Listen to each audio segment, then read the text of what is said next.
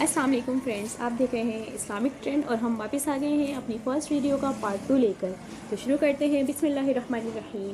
حضرت عمر رضی اللہ عنہ فرماتے ہیں کہ اس سوال و جواب کے بعد وہ شخص چلا گیا اور میں بہت دیر تک سوال سے رکا رہا۔ پھر حضرت محمد صلی اللہ علیہ وآلہ وسلم نے خود ہی سوال فرمایا کہ اے عمر، کیا تم جانتے ہو کہ یہ سائل کون تھا؟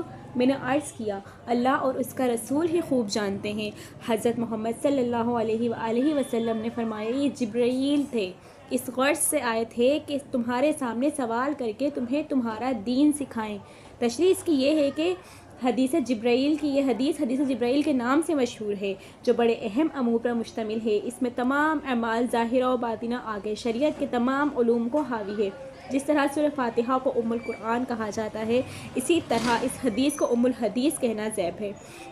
بسا اوقات حضرات صحابہ دربار رسالت صلی اللہ علیہ وآلہ وسلم کے رعب کی وجہ سے کچھ دریافت نہیں کر سکتے تھے اور یہ چاہا کرتے تھے کہ کوئی دیہاتی آ جائے تو وہ کچھ دریافت کر لے تو ہم کو بھی واقفیت ہو جائے۔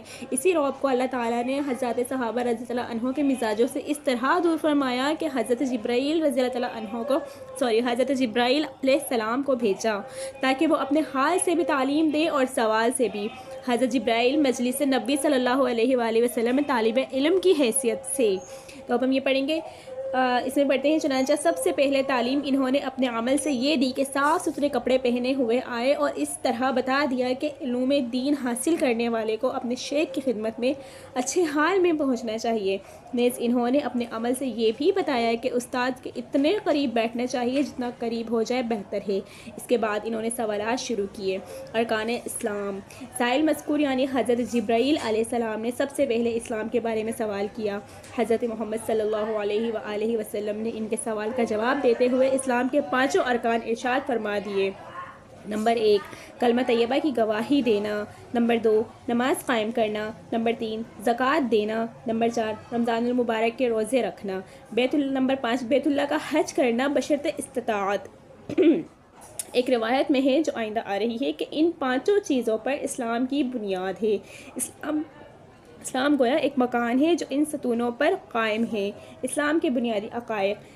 جب سائل نے ایمان کے متعلق سوال کیا تو حضرت محمد صلی اللہ علیہ وآلہ وسلم نے 6 چیزوں پر ایمان لانے کا ذکر فرما دیا، جس کو ہمارے عرف میں ایمان مفصل کہا جاتا ہے۔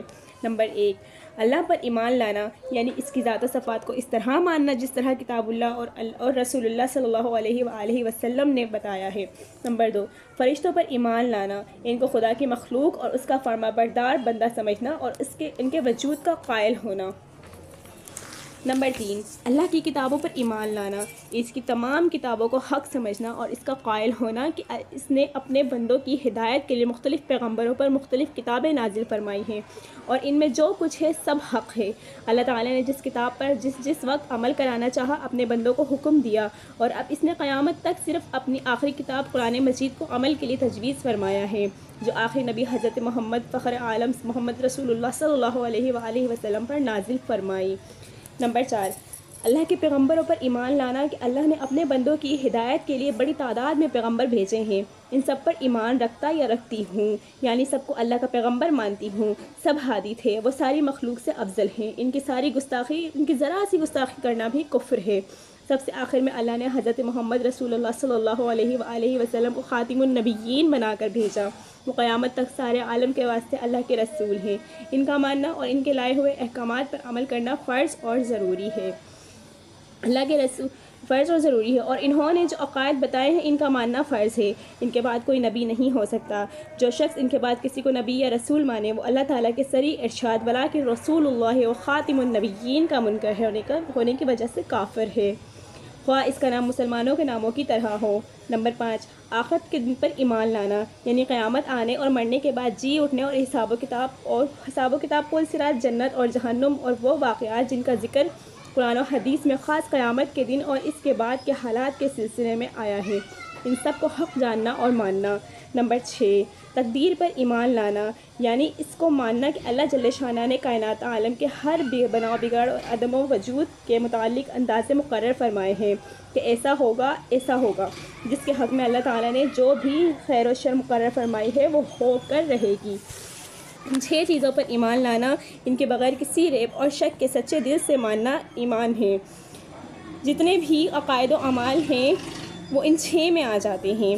اب ہم آتے ہیں احسان کی طرف۔ احسان کیا ہے؟ جب سائل نے دریافت کیا کہ احسان کیا ہے تو سید عالم صلی اللہ علیہ وآلہ وسلم نے فرمایا کہ اللہ کی اس طرح عبادت کرو جس طرح تم اس کو دیکھ رہے ہو۔ اگر یہ مرتبہ تم کو حاصل نہیں تو کم از کم یہ سمجھ کر تو ضرور ہی کر لو کہ عبادت کرو کہ اللہ مجھے دیکھ رہا ہے۔ ایسا تصور کرنے سے عبادت صحیح ادا ہوگی، اور عبادت کو برے دل کے ساتھ سستی سے ادا نہ کیا جائے۔ جیسے کوئی شخص اپنا مکان مزدوروں سے بنوائے اور خود سامنے کھڑا ہو کر کام کرائے تو مزدور معمار خوب دل لگا کر اچھی طرح کام کریں گے۔